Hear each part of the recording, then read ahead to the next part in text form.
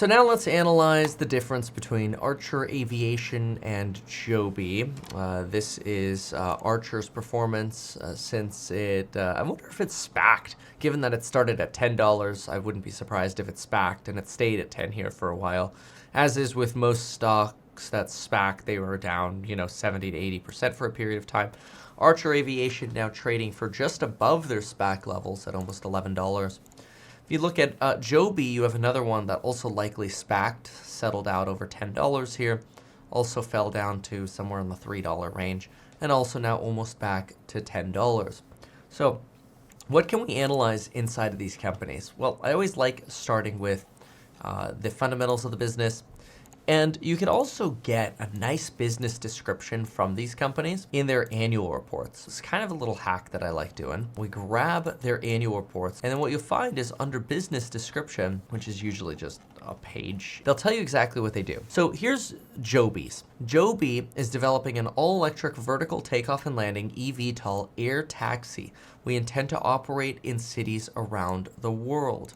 Our mission is to help the world connect faster and more easily with people and places in a fast, quiet, and convenient aerial transport service. Okay, one of the things that you have to keep in mind with these aircraft is that they're noisy.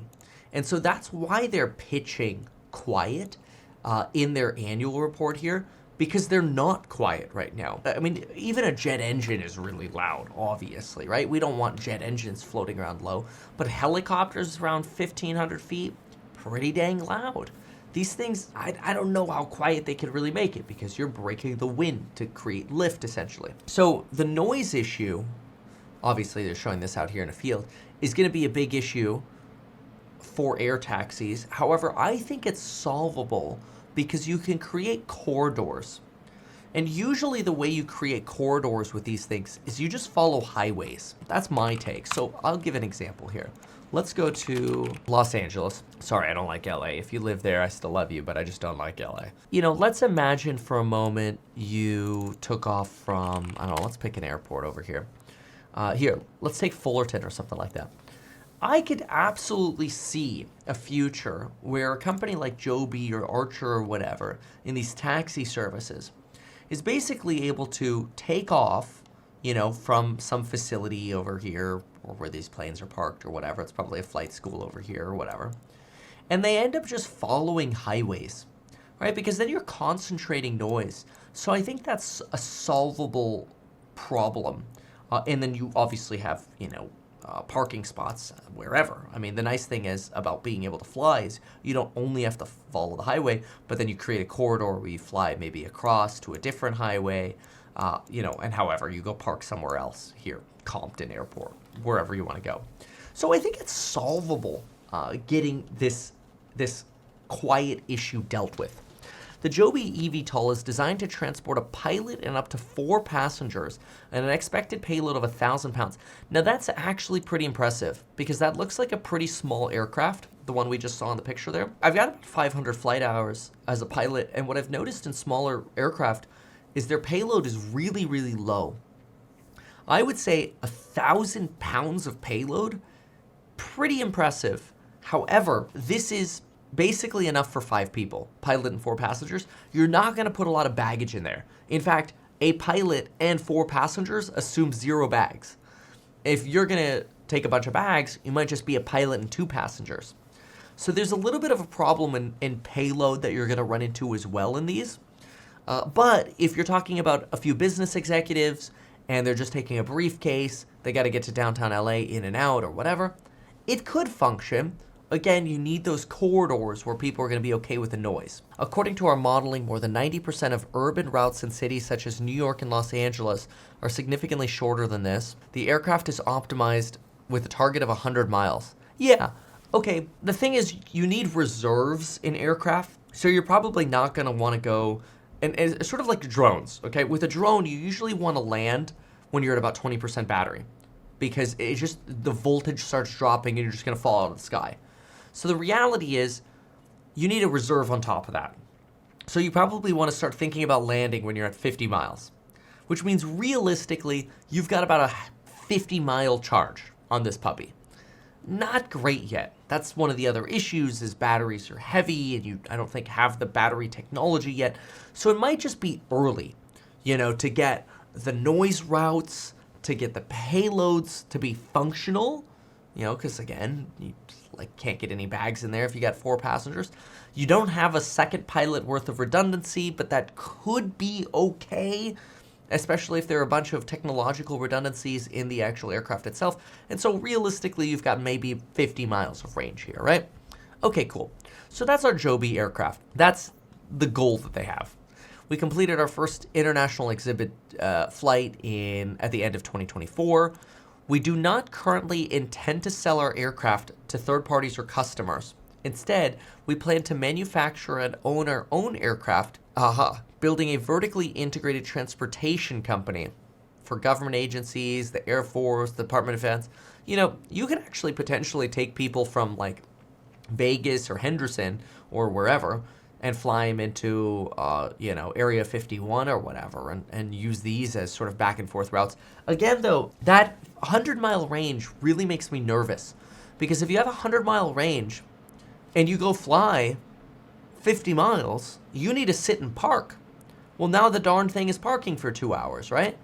If you do a 25-mile trip, you can go there and back, but then again, you're down for a few hours. So you just don't have the uptime that, think about like a Southwest Airlines, and the whole point of a taxi is minimal downtime. It's like, you park, you grab your passengers, you go fly. You come back, you land, you park, you fuel it up, and you go again. The downtime is relatively limited. Even larger commuter aircraft, your downtime's 45 minutes or so, or maybe an hour. Would you really want to minimize that? How long is it going to take to charge these puppies all the way up to full? Because you're not doing the first 50%. You're doing the last 50%, which charges slower than the first 50%. So that's going to be something to pay attention to with these models over at JOBY and Archer. We believe vertically integrated, and they're going for vertical integration. This makes sense. This is, a big pitch, and it's kind of cool if they could pull it off. When they pull it off, it'd be great. We operate a powertrain electronics engineering and manufacturing facility in San Carlos, California. Well, that's kind of cool. I'd love to visit that. With local support from California, we have begun the construction of a new plant. Oh, that's cool. We believe California operations will be able to support low production plans and testing and development. That's kind of cool. The Neo of the skies. Yeah, I see your comment here. I think that's awesome. How do you know the 100-mile range is not already counting the reserve battery? I suppose I don't. You could be right about that because it says the aircraft is optimized with a target range of up to 100 miles. Let me just put it this way. I think they're going to give you the most salesy item here, but I appreciate you saying that because I don't have that answer. Maybe if we look at their pitch site on their product, it might say over here, 200-mile top speed. Yeah, see, they don't. Downtown heliport to JFK. These are all popular, but those are already being serviced by actual helicopters. That's another thing, too, you have to remember. Yeah, they don't talk about their battery here. These companies are also going to compete with helicopter operators. So keep that in mind. Okay, so let's look at the financials. So JOBY has we don't really honestly need to look at their revenues that much. What we need to look at is what's going on over here. JOBY's current assets, we've got 122 million of cash. That's decent, but you could see it's burned down in just the last quarter by a lot, actually. Look at that. What happened here? You had almost $80 million of burn right here. In the cash. They could have deployed it into another asset, I suppose. Total current assets went down. Total assets went down. Doesn't look like it went into very much in terms of assets. Our payables are stable, and our total liabilities plummeted here. Something got paid out here. Earn-out shares liability, warrant liability. Oh, this is all old SPAC stuff. When basically the stock reaches a certain price, they just dilute the stock more because insiders get, bonuses or early investors get paid out more or whatever. Okay, cool. So as you can see, this is a pre-revenue company. Holy smokes. Dude, how did we spend $134 million on R&D? And what are you spending G&A money on? $29 million on G&A? Well, you're not selling anything. So really, this is $29 million of general and administrative. Wow. Including some related party purchases. Well, those are nominal numbers. That's fine. Okay. All right, so, I mean, look, we know it's losing money. That's not the secret here. The question is, how long can they sustain with this cash burn? So their cash flow, I mean, look at this, plant, property, equipment, 15. We have a $125 million cash burn in 3 months. I want to add these two numbers together here. So JOBY does not have a lot of cash, and we're nowhere close to actual operations, in my opinion, at this point. I'm very excited about what they can do. I think they can pull this off, but they need money. So if we're burning 125 mil a quarter, we do have these short-term investments though. That's good. So we're burning, call it 135. We've got 812 minus the current liabilities. The current liabilities are good. Only about 50 mil, right? So we're paying our bills as they come in. We got 762 million available divided by 135. You got 5.6 quarters. You got about a year and a half cash. For a startup like this, that's probably not highly unusual. It's not great. What's the line from Chernobyl? Not great, not terrible. Not great, not terrible. Let's compare that to Archer. And I have no horse in this race. So I don't want anybody to think that, you know, I have a bias for either of these. So they're doing the same kind of pitch, you know, a commuter, which is, you know, what helos do as well. Okay, so similar pitch, different aircraft. Archer announces planned Los Angeles air taxi network. That was in August. Oh, see, this is smart. I like this. Oh my gosh, look at this. This almost follows the highway the way I was talking about, although I don't know if these are the actual flight routes or if these are just like sort of hoped passages. But this is cool. Now, how far are these? Plans to launch network in Los Angeles, 10 to 20 minute electric flights. That's cool. Land at LAX, USC, various different destinations. Okay, that's cool. Los Angeles Rams. Begin as early as 2026. Yeah, but what kind of approvals do you have to do this? Because I think they're just saying we plan to do that, or like we hope to do that. But do they have anything from the government that says they care? Well, I guess the University of California is engaged to be part of the network. I guess a private entity, like, well, I mean, technically, well, yeah, it's a private entity. I guess technically they could probably do it on their private land. It's like, hey, you could land over here. That's kind of cool. So these are designed for back and forth flights of 20 to 50 miles with minimal charge time in between. So they're kind of trying to address the concern that I had. 100x quieter than a helicopter at cruising altitudes. Really? If that's true, that's very impressive, because helicopters are also quite noisy. At cruising altitudes, though, so in other words, takeoff and landing might be pretty noisy, but then at cruise, these puppies might almost just glide, huh? That's interesting. Redundant systems, that's fine. Designed to carry, pilot, up to 4 passengers and carry-on luggage. See how they specify specifically carry-on luggage? Because again, they just don't have the payload for this, right? 100x, is that like 20 decibels quieter? I know, right? So Governor Newsom commented, this is, well, okay, whatever. I don't really care what Newsom's talking about. Yeah, so I guess if you make an argument that you have a partnership with a private entity, this could function. Okay, all right, fine. So let's look at their, I mean, they're not going to have earnings either, but let's see if their cash burn is, like how different their cash burn is. First quarter results. So operating, okay, what do we have here? Net loss in the quarter of also about $100 million. We do have $1 billion of cash though. So you have, let's see what the cash flow is. Wait, why do I see AI here? AI partnership with Palantir. Get out of town. Dude, everybody is partnering with Palantir. That is the funniest thing ever. I just saw it out of the corner of my eye and I'm like, wait. Archer has forged a foundational partnership with Palantir to build artificial intelligence for the future of next-gen aviation technologies. The company's plan to include the development of next-gen software utilizing AI to improve the range. Dude, hey, quick reminder, if you want to earn a 5% yield plus all of the upside in my real estate startup, we are offering a non-accredited investor round where we will pay you a 5% yield Plus, you get all of the upside in the stock when your stock converts in the future. It gives you an opportunity to diversify away from rich stock market valuations, diversify away from most tariff risk, diversify away from the craziness of the treasuries market, especially with these Moody's downgrades. You diversify into fixer-upper real estate, which is what I believe I do best. This is my baby. I call it my little Berkshire Hathaway. Now, maybe I'm biased, but I've got over $5 million of my own money invested into this business, and I'm so excited for what I think we're going to be able to do with this business over not just the next years, but the next decades. So if you want to invest in my real estate startup, go to househack.com and know that I will do everything for this business in my power to make sure we can do the absolute best that we can. Make sure to read the solicitations and disclosures on the Househack website, because there is risk with every investment. What? You're using AI to improve the range? This is mostly mechanical. That seems like, like maybe you could use AI for logistics, right? So the way you do that is like, hey, I need to go here, here, and here. I've got people I got to pick up here, here, and here. I've got these payloads I've got to move. And AI can put that data together. That's what I think what they mean here.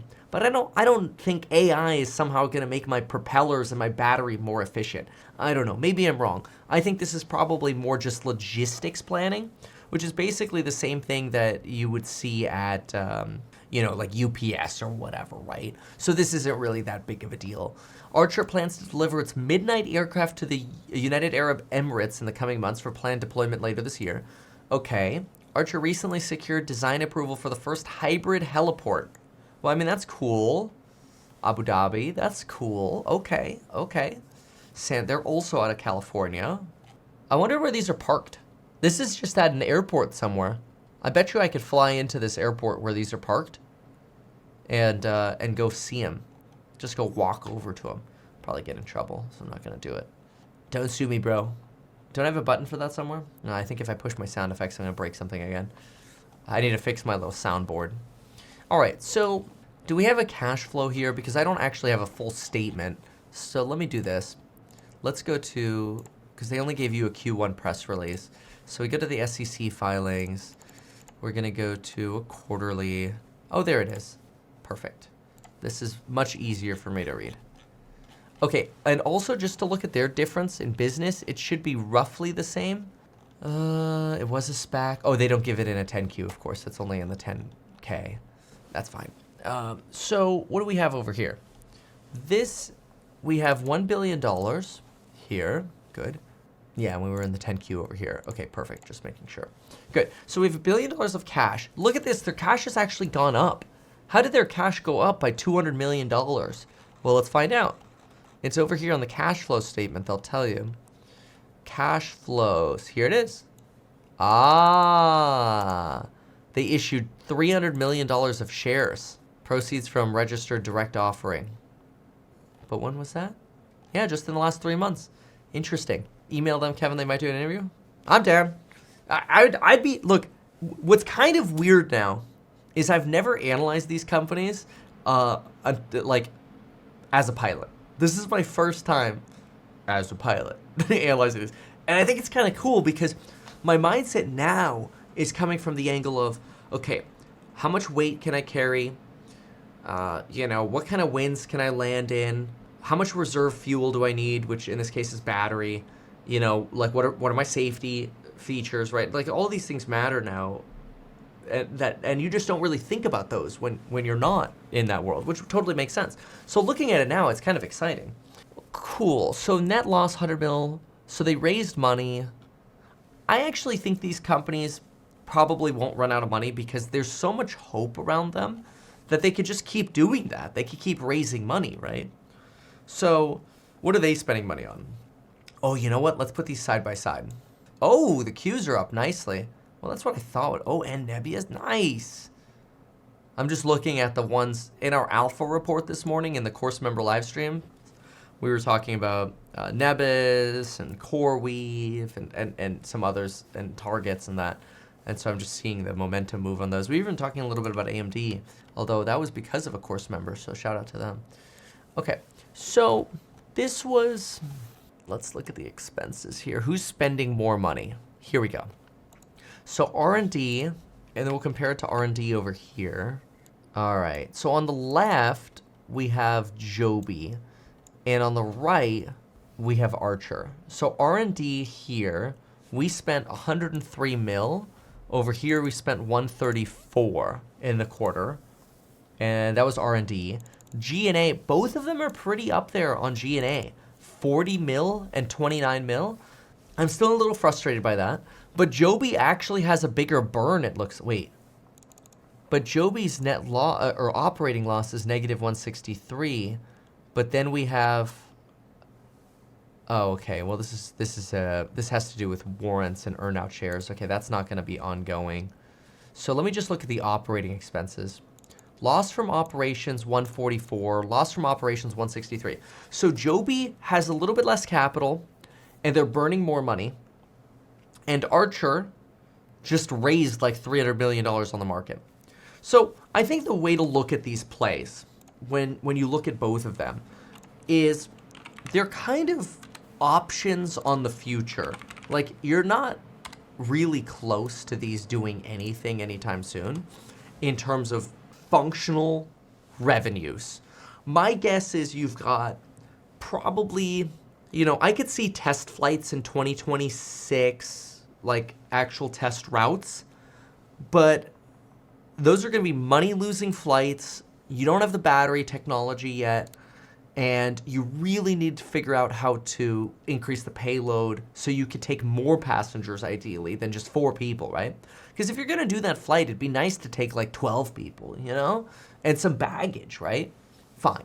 But whatever, maybe they could charge enough. I don't know, 4 people for that kind of flight, it just seems like the revenue, like the cost per ticket's going to be so high. I mean, think about it this way. If I took that thing off, let's say if I had a helicopter, if I went from one part of LA to another part of LA, I would probably expect to spend $1,500 for one person to get from one point in LA to another point with a helicopter, right? Takeoff, land, cycles, warranty programs on the engine for the helicopter, or engines for a multi-engine, for like a plane, warranty program on just parts and repairs, your landing struts, whatever. And I don't know much about helicopters, but I'm speculating that you would have to spend that sort of money, plus the fuel, obviously, and the pilot, right? You got to pay for all these things. If you put 4 people into it, well, 4 people, 1,500 divided by 4 people, that's $375 a person. That's your break even. You got to make a profit on that. Well, somebody's not going to spend $500 to avoid a 20-minute commute. So the cost to operate these things would be my biggest question, is like, can I get these down to an operation cost of $750 an hour? Well, let's say I can operate a JOBY or an Archer at $750 an hour, half the cost of helicopter, and I could put 4 passengers in it. My break even is about $200 a person.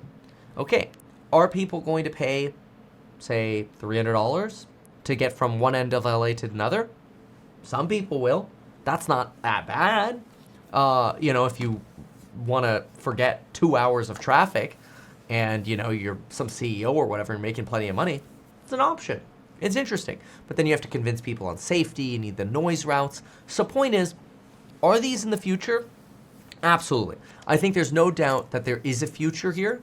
I think the limitations right now are politics around noise and permits, payload and weight. Break-even costs aren't even that much of a matter right now, because once they start operating, the stocks will go up, and they'll be able to raise plenty of money from their stocks. That said, you're constantly likely going to get diluted. So when you get these momentum runs right here, it's not actually a surprise to me that after the stock ran in November and December, they issued a crap load of shares and the stock went down, because that's what they should do. It just gives them more cash to survive longer. So, good for them. So long-term future, yes.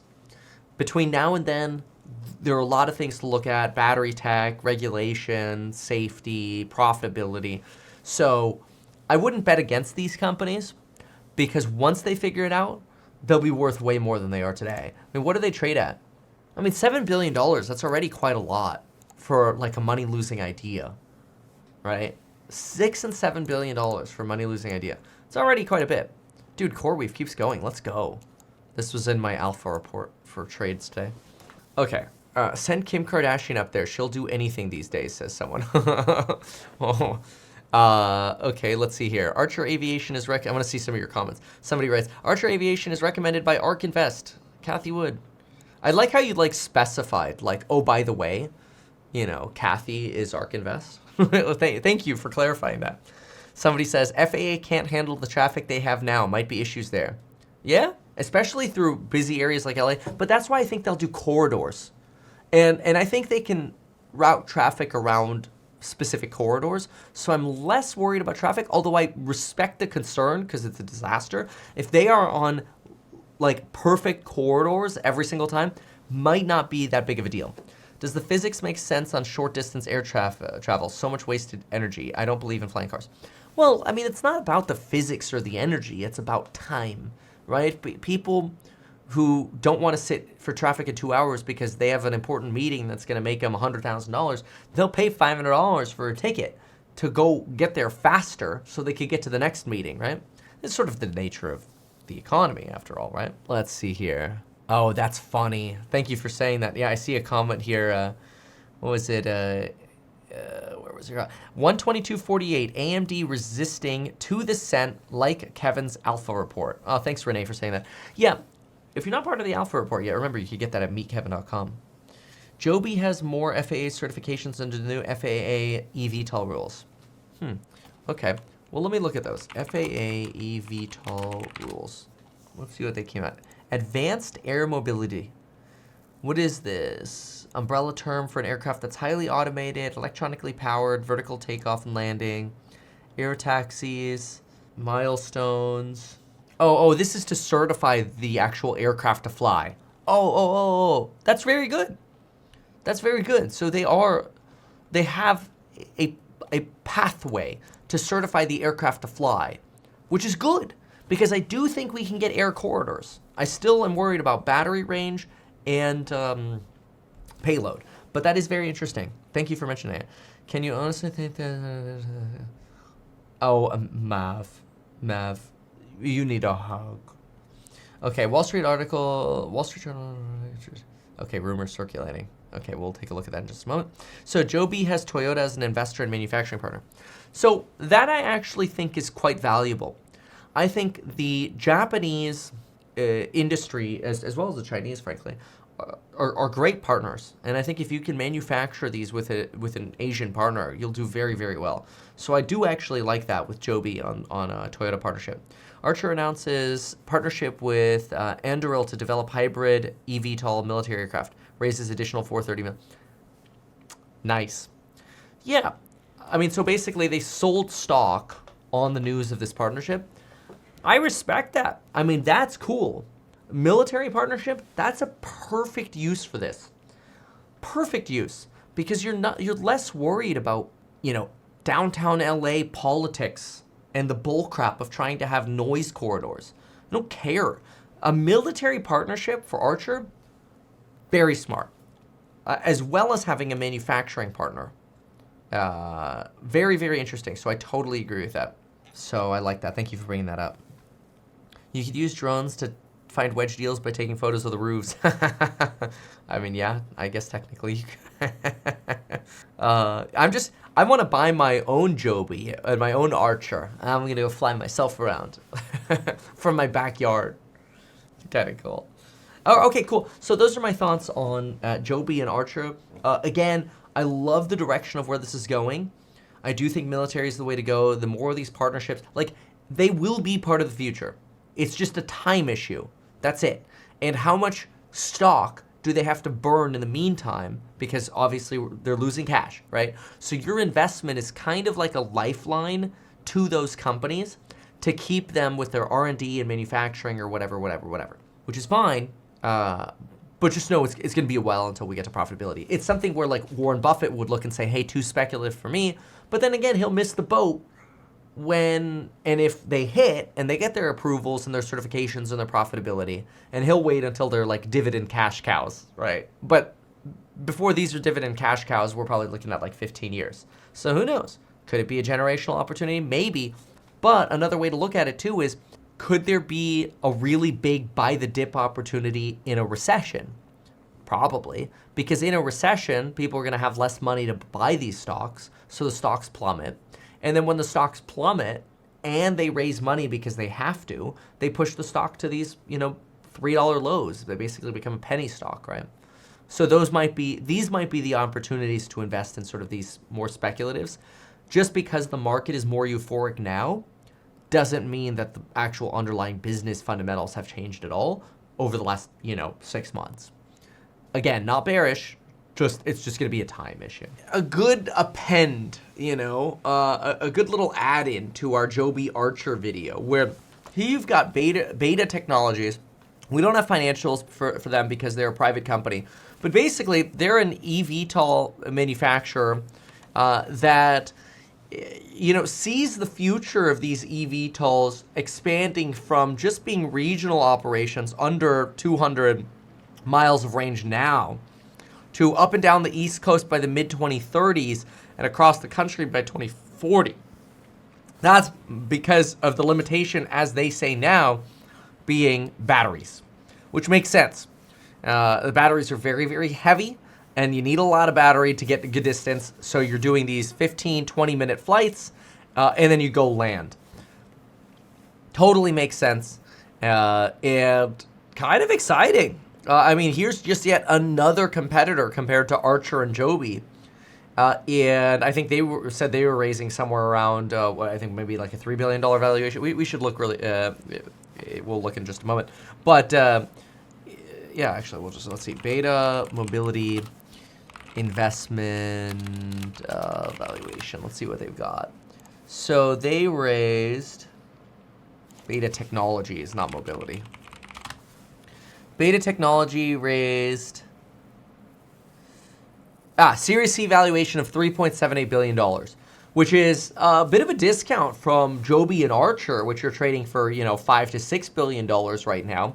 And here's a company that's private, but, at least based on what they're saying, they minimize their cash burn by selling batteries and parts, components or technologies, whereas Joby and Archer don't.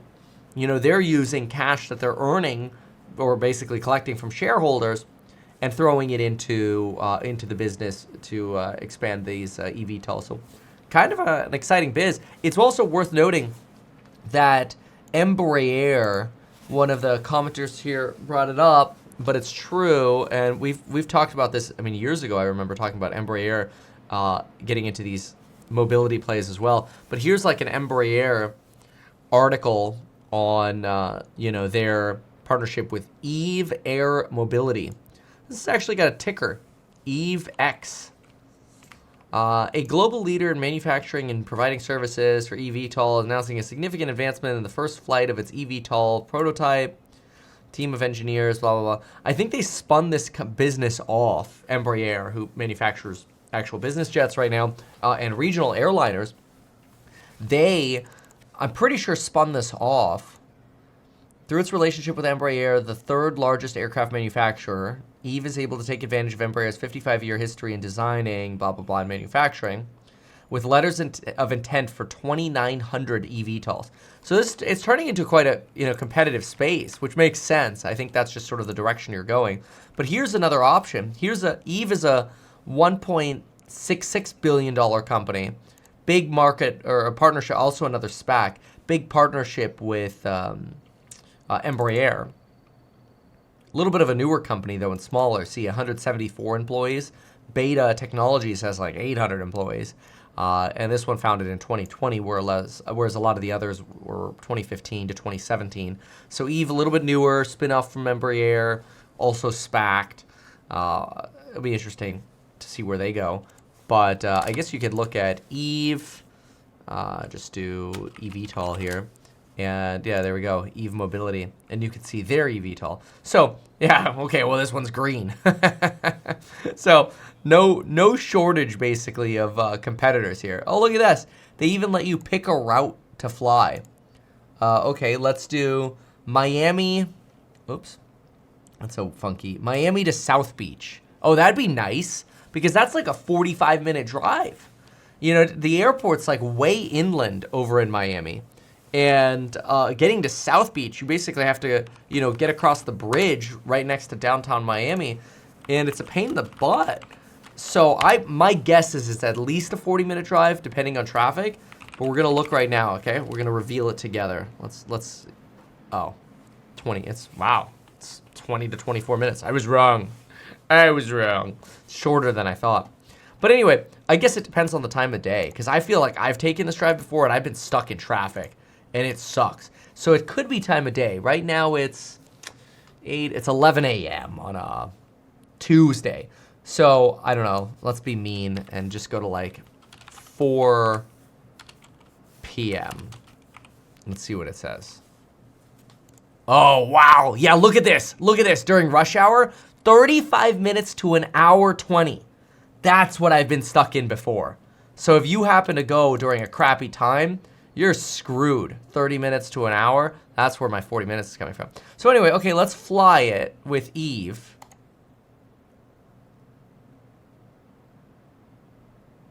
Oh, see, they even use 45 minutes as an average drive time.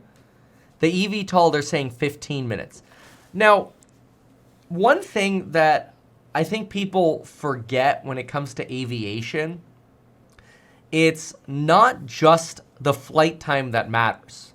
It's also the lead up time. Like, you gotta drive yourself to the airport. You know, by the time you drive yourself to the airport, you could have already been there, right? So you have to drive yourself to the airport. After you drive yourself to the airport, I mean, this might be good for like arrivals to the airport, right? So maybe you flew into the airport, but then you got to walk to wherever the Eve terminal is. Okay, so you have to adjust for that. Then you have to board the plane, check in. You're not going to put a lot of baggage in the thing because they can't carry baggage really yet. And by the time you actually are buckled up and able to, you know, start taxiing to take off, and you're sequenced in for traffic, it's going to be another 20 minutes, 30 minutes. So like when you actually add these time frames up, this, I don't know how desirable of this one is. I don't think this is a good example because I don't think you're saving that much time. They should have a better example than this. I don't know anything about Sydney, but let's see what they're doing here. Popping over 50 minutes. See, this is a better example because it shows how you have to take this weird roundabout way to drive. 6 minutes versus 50, kind of cool. Singapore, let's try this. Airport, see, I like this. Okay, that's a tunnel. Oh, well, they have a tunnel though. 45 minutes versus 9, but still, all the check-in, it's like a novelty, right? If they've got a tunnel, may as well, if you've got the car, use the car. I don't know, so far those aren't very exciting. They should really pick better routes. You know, something where, like, there's not a bridge to go over water. 90 minutes versus 19. All right, maybe. Anyway, it's coming. It'll be part of the future. Which of the companies to pick? I don't know, because air travel, the problem with air travel is it's such a commodity. They're probably just money-losing businesses. So best case scenario, you become like a manufacturer and you just sell the product to operators, because I think the business probably just loses a bunch of money because, you know, how are people going to be motivated to pay for these, you know, flights unless they're substantially cheaper because you're not saving that much time. Passengers between, say, Newark and JFK or JFK and Westchester as a business? So first of all, it was 4 passengers on the airplane. Okay, Instead of 4. coming out and checking it out, why don't you come fly with us? Oh, I would love to. It's an amazing experience. What does it mean? Do I get to wear a parachute? You don't. While I'm in you don't. The You can airplane? if you want, but I don't think you need one. I mean, we had years of safety requirements, testing to bring us to the level to be able to carry passengers. This is the electric aircraft company that just did a Hamptons to JFK flight. Point that the recurring cost of flight is nearly insignificant.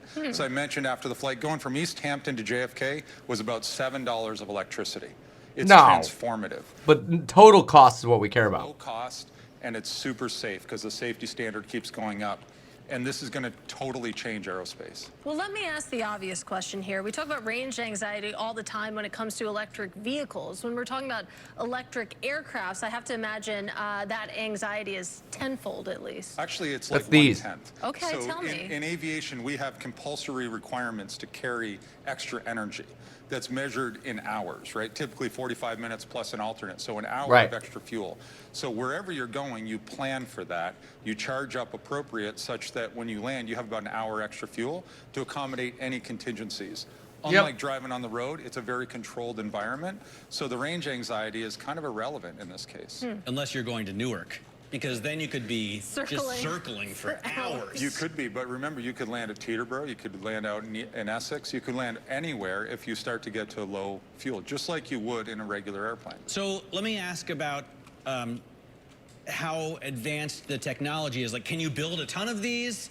Can you start flights soon? Is charging something that takes forever? So we built the charging network all over the United States. We've covered the entire East Coast, gone to the West Coast. Charging takes about as long as it takes. Yeah, Embraer has, they have investments in air taxis. I can't remember which brand. We should look it up. Length of the flight. So you can go all over the East Coast. We've flown across the country and back. We have all kinds of flying going on. It's not a limitation at all. In fact, it's a hell of an opportunity for our business because we own the charging network. So not only are we the aerospace company, we're the fuel provider as well. Yeah, fair point there. Eve Air Mobility. You're hoping to get FAA certification by 2027. There is some skepticism out there that it'll happen that quickly. So what gives you the confidence that this could be something that happens in the next year or two? Yeah, I mean, quietly up in Vermont, we have led the charge beyond all of our public peers on certification and entry into service. So we achieved a market survey ticket that allowed us to carry the passengers last week. That's a step towards certification. We have articles, like the hardest articles, the motors, the inverters, the new stuff, that are in type inspection authorization, which is one step away from certification right now, which is way ahead of the balance of the industry. So we're not a big marketing company, we're a technology company. I'm an engineer, I'm a pilot, and we've quietly chunked away and done the right things for a safe, reliable, repeatably produced aircraft. And to the facility, we built a huge aerospace manufacturing facility specific for electric aviation in Vermont. And it's actually almost 200,000 square feet, and it'll make 300 aircraft a year. Wow. You raised, I mean, what I consider to be a ton of money at the end of last year, right? Over $300 million in Series C. How quickly do you burn through that? When's the next time you're going to need financing? Yeah, what's fortunate, so we've raised about $1.2 billion total, and we also have an Import-Export Bank of America. They have 800 employees. Just under $1.5 billion of capital has come into the company. However, uniquely in this space, we're making money selling chargers, selling propulsion, selling batteries. So our cash burn is pretty low right now. We likely will do another financing round towards the end of the year this year. But right now, we don't need any capital. We're very well financed, and we're paying for a lot of the things we do through the sales of our technology. Well, with that in mind, let's talk about the future of the business. Could you imagine going public at any point? Would you be open to being sold to maybe a Boeing or an Airbus or one of the other big aircraft makers out there? What does the future look like? Please tell us now on national television. Yeah. So I will certainly, so yes, I can imagine. The course will at some point probably intersect with a public company. No, the answer is I have no interest in selling the company. This is something I've been dreaming about. This is my senior thesis in college, finally materializing 20 plus years later, doing something transformative for Good for him. That's awesome. and changing the way the world will move. I have no interest in getting out of it. This is awesome. I mean, I get to fly the planes, I get to build the planes, I get to share it with people that I care about. All of our employees fly. This is like a dream come true. I have no interest in getting out. Dude, I don't disagree, and I'm honestly going to try and take a weekend to drive up and see your facility in Vermont. I'll have one better. I'll come down and pick you up. And then That would be fantastic. In the I live electric right by the Westchester Airport. we'll fly the electric plane to the electric plane facility. When are electric planes going to replace, fossil fuel powered jets? So it will be regional mobility. We'll be less than 200 miles. Then we'll go to 400 miles by the 2030s. Then we'll be up and down the East Coast by mid-2030s. By 2040, 2045, we'll be going across the country in electric planes. The energy storage keeps going up. electric aviation is really fit to go to high altitude because you don't have to breathe, right? So the aircraft can go pretty fast, pretty high. So the cost of operation plummeting, the economies driving the scalability. This is like what we were talking about yesterday in the Archer JOBY comparison. More easily suited to autonomous flight as well, or even, you know, control from the It's a ground. modern aircraft that's all fly-by-wire, which means it's all computer controlled. So autonomy is a natural fit for an electric airplane. We've flown our aircraft numerous times autonomously. The military is already buying our autonomous aircraft. All right, Kyle, I feel like we're just getting started, but we have to leave it there. Hope to have you back. That's awesome. I think that's really cool.